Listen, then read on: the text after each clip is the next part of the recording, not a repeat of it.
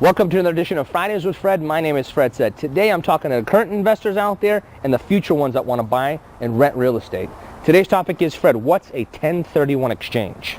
Talked about this many times over the years. I want to make it simple because it's coming up a lot more in our business in Southern California. Imagine you're an investor. You own a home in Southern California for rent. You want to sell that home, take that equity of, let's say, $200,000 and buy another investment property that you like instead of that one.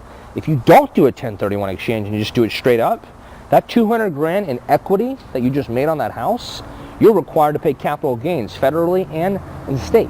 Roughly, about 33% of your equity has to go to taxes. Not a good idea, is it? So, in order to avoid taxes, you do what's called a 1031 exchange. Sell that home. Once you close, that 200 grand in equity immediately gets transferred to a 1031 exchange escrow account. Within a certain amount of time, you're required to identify and close on a new investment property, and that 1031 exchange account will take those proceeds and then wire them to your new property.